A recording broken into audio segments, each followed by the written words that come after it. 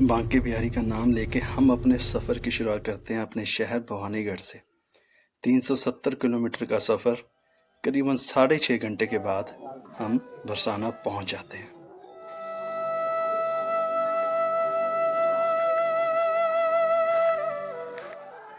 रात भर के सफ़र की थकावट और नींद राधा रानी के दर्शन करते मानो उड़ सी गई।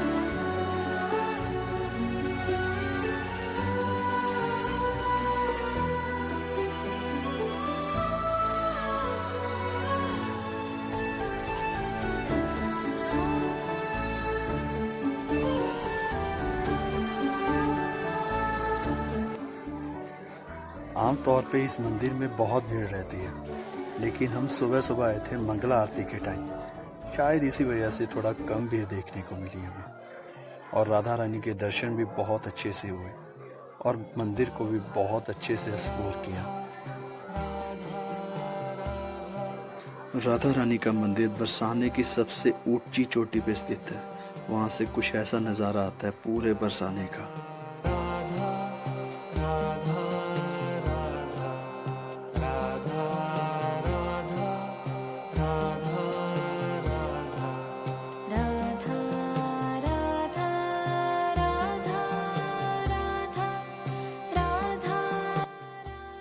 मंगला आरती ग्रहण करने के बाद हम चले आगे वृंदावन की ओर।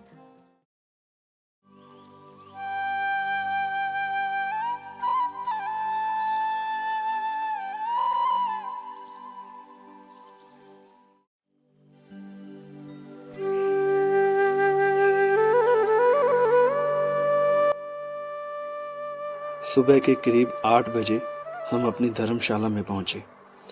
धर्मशाला पहुंच के सुबह का नाश्ता किया, फिर आराम करके हम आगे चल पड़े वृंदावन के मंदिरों के दर्शन करने।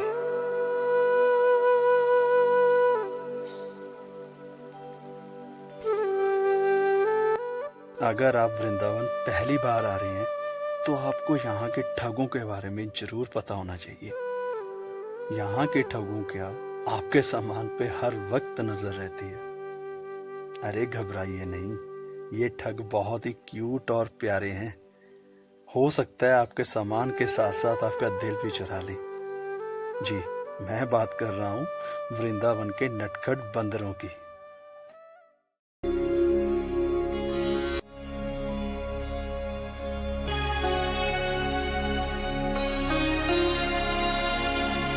वृंदावन के बंदर भारत के सबसे अनोखे बंदर हैं। ये इतने एक्टिव हैं कि पलक झपकते ही आपका चश्मा, कैमरा और खाने की चीजें कब चुरा के ले जाएं आपको पता भी नहीं चलेगा। ये बंदर बहुत अतरंगी बंदर हैं। ये एरिया वाइज अलग अलग चीज की चोरी करते हैं। जैसे निधिवन के बंदर लगा लो, ये सिर्फ आपका फोन और कैमरा और पर्स चोरी करेंगे। और इसके उल्ट बांके बिहारी के बंदर आपका चश्मा और ईयरफोन्स चुरा के ले जाएंगे। और आपकी चीज चोरी होने के बाद ये बंदर एक हाइट पे जाके बैठ जाते हैं और फिरौती के रूप में आपसे 2 फ्रूटी की डिमांड करते हैं।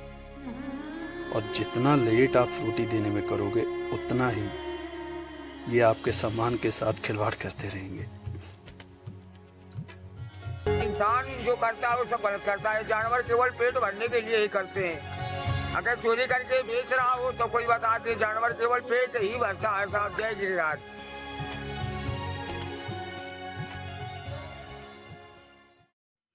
तो बंदरों से बचते बचाते हम पहुंचते हैं निधिवन।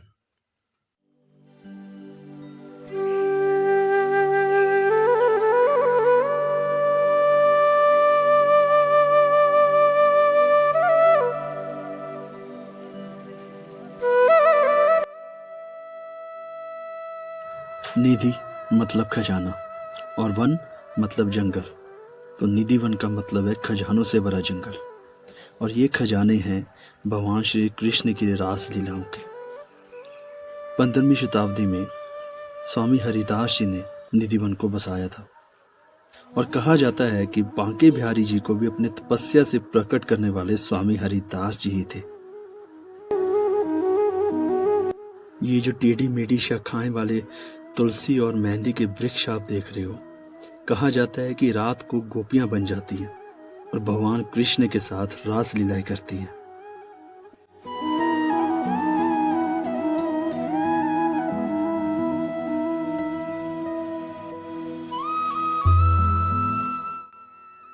हर शाम को पुजारी जी यहाँ फूलों की सेज बनाते हैं और उनके ऊपर लड्डू, दातुन, पान मसाला और 16 श्रृंगार का सामान रखे जाते हैं।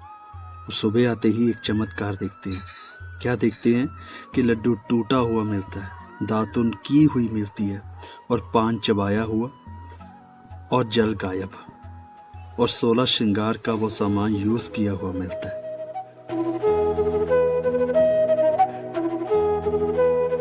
शाम की पूजा के बाद इस मंदिर में आना सख्त मना है, और अगर किसी ने रात को चोरी चुपके रासलीला देखने की कोशिश की तो वो या तो पागल हो जाते हैं या फिर उनकी मृत्यु हो जाती है। निधि वन में आपको उन सब लोगों की समाधि भी दिखेगी जो भगवान कृष्ण के दर्शन करने की कोशिश में मोक्ष प्राप्त कर चुके थे।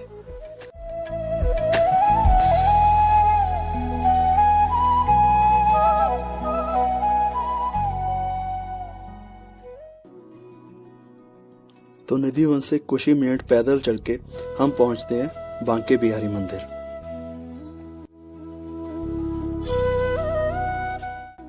बांके बिहारी मंदिर का सीधा सीधा संबंध निधि वन से ही है। जैसे मैंने पहले बताया कि बांके बिहारी जी को स्वामी हरिदास जी ने अपनी तपस्या से प्रकट किया था, तो शुरुआत में तो वो निधि वन में उनके साथ ही रहते थे। बाद में भरतपुर के राजा ने अपनी जमीन स्वामी जी को दान में दे दी और उसके बाद वहां पे मंदिर का निर्माण हुआ, और तब से लेके अभी तक बिहारी जी इसी मंदिर में विराजमान है। बांके बिहारी जी को बांके इसलिए कहा जाता है क्योंकि बांके का मतलब होता है टेढ़ा, और बिहारी जी की मूर्ति 3 जगह से टेढ़ी है, गर्दन, कमर और पैरों से, इसीलिए उनको बांके बिहारी कहा जाता है। बांके बिहारी की आंखों में अगर कोई आंखें डाल के ज्यादा टाइम तक देख ले तो बिहारी जी उनके साथ ही चले जाते हैं। इसीलिए मंदिर का पर्दा हर 2 मिनट में बंद करके खोला जाता है।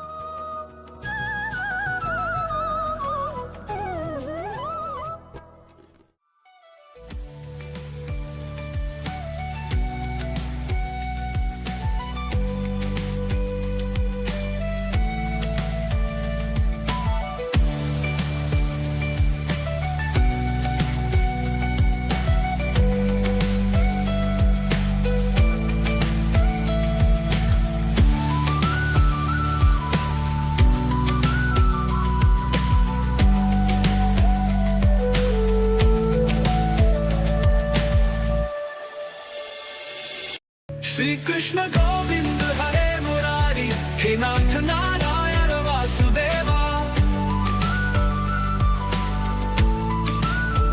श्री कृष्ण गोविंद हरे मुरारी, हे नाथ नारायण वासुदेवा।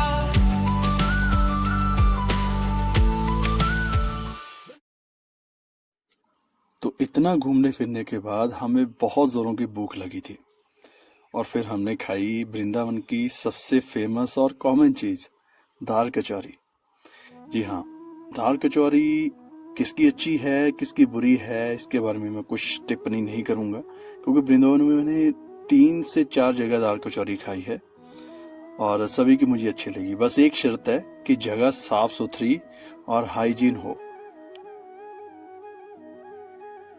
अभी खाने का टॉपिक आ ही गया है तो मैं बता दूं कि वृंदावन में सबसे अच्छा खाना आपको, वैसे तो आप जहाँ पे रुके हो आपकी धर्मशाला ही प्रोवाइड कर देगी। धर्मशालाओं का खाना बिल्कुल घर जैसा होता है और बहुत ही टेस्टी होता है, लेकिन फिर भी आप आए हो तो बाहर का खाना तो खाओगे ही यहाँ का। तो यहाँ पे मेजर आउटलेट्स जो हैं, जो मेजर ब्रांड्स हैं यहाँ पे, वो आपको प्रेम मंदिर के आसपास मिल जाएंगे। मैंने तकरीबन सारे ब्रांड्स को ये एक्सप्लोर किया है, थोड़ा थोड़ा सबका खाना टेस्ट किया है, तो सबका खाना अपने हिसाब से अच्छा है। लेकिन एक मेरी पर्सनल रिकमेंडेशन रहेगी, आप चौपाटी का केसर दूध जरूर ट्राई करना। केसर दूध इनका बहुत बहुत अच्छा था। आप प्लीज केसर दूध जरूर ट्राई करना, आप कभी नहीं बोलोगे, इतना अच्छा टेस्ट था इसका। वृंदावन के सभी मंदिर दोपहर को 12 साढ़े 12 बजे बंद हो जाते हैं और फिर शाम को 4 साढ़े 4 खुलते हैं। तो दोपहर को आराम करके हम शाम को निकले मंदिर देखने और हमने शुरुआत की इस्कॉन टेम्पल से।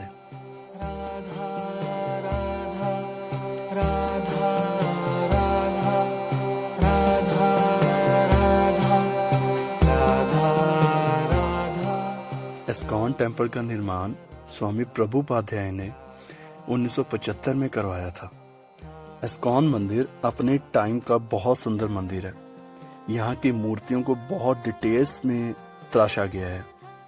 इस्कॉन टेम्पल बाकी मंदिर से बहुत अलग सी वाइब्स देता है, क्योंकि यहाँ पे आपको बहुत सारे फॉरेनर्स, रशियंस, हिंदू कल्चर और भगवान कृष्ण की भक्ति में झूमते हुए मिल जाएंगे। यहाँ आके सच में फील होता है कि हमारा कल्चर कितना प्यारा और डाइवर्स है। दुनिया भर से लोग आके यहाँ पे एकजुट होके कैसे भगवान कृष्ण की भक्ति में लीन हो जाते हैं।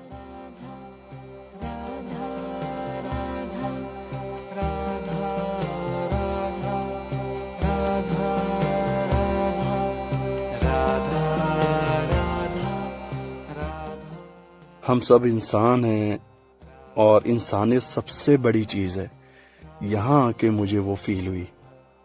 सच में यहाँ की ऑरा और वाइब्स को ना मैं शब्दों में बयान नहीं कर सकता यार। ये एक ऐसी फीलिंग है ना जो आपकी आत्मा को अंदर तक शांत कर देगी।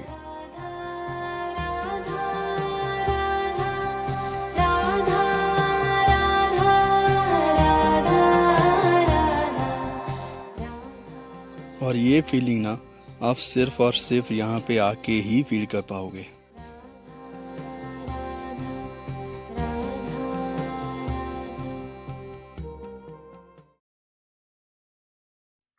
इस्कॉन टेम्पल के बाद अब बारी थी वृंदावन के एक और बहुत प्रसिद्ध मंदिर, प्रेम मंदिर की।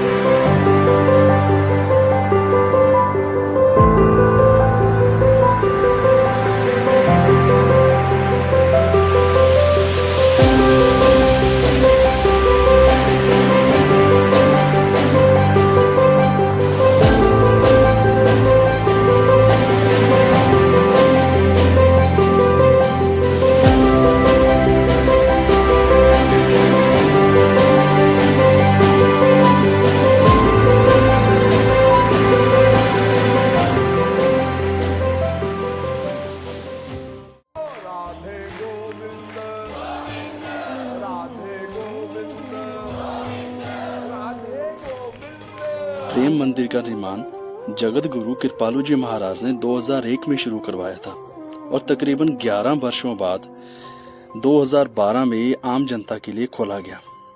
ये मंदिर पूरी तरह इटालियन मार्बल से बना हुआ है और इस मंदिर को बनाने में 150 करोड़ रुपए की लागत आई थी। ये 150 करोड़ पे आपको हर जगह पे नजर आएंगे।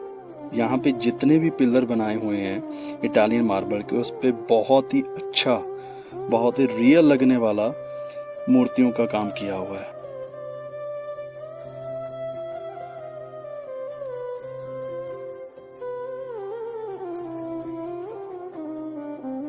और मंदिर की मेन लॉबी में लगा ये 10 फुट का झूमर मंदिर की खूबसूरती में और 4 चांद लगा देता है।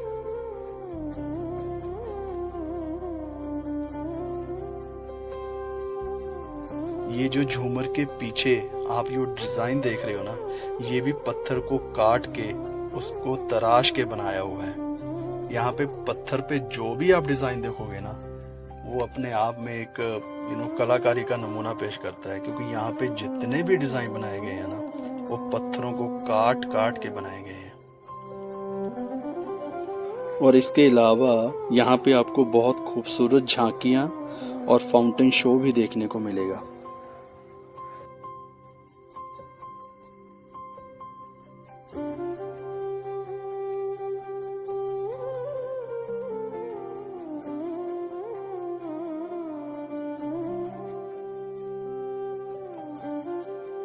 प्रेम मंदिर के खुलने और बंद होने का समय बाकी मंदिरों की तरह ही है, लेकिन यहाँ पे शाम को ज़्यादा भीड़ होती है क्योंकि शाम को प्रेम मंदिर की ये रंग बिरंगी लाइट्स इसकी खूबसूरती को और भी बढ़ा देती हैं।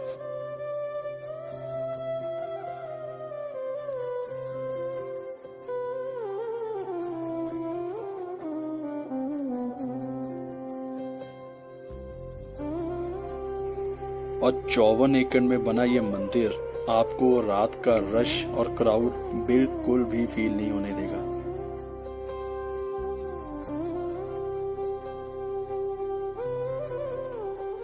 तो ठीक है दोस्तों, ये था मेरा वृंदावन का एक दिन का ट्रिप। वैसे वृंदावन में घूमने को इसके अलावा और भी बहुत सारे मंदिर हैं और भी बहुत सारी जगहें हैं, लेकिन आपको उसके लिए बहुत खुला टाइम चाहिए। एटलीस्ट आपको 3 दिन चाहिए यहाँ पे, और उसमें मथुरा भी आ जाता है। तो मेरे पास एक दिन था, तो जितना मैं कवर कर पाया आपको दिखाया। तो अगर मेरी वीडियो अच्छी लगी तो लाइक करना, अगर कोई सुझाव हो तो कमेंट में जरूर बताना। Thank you for watching.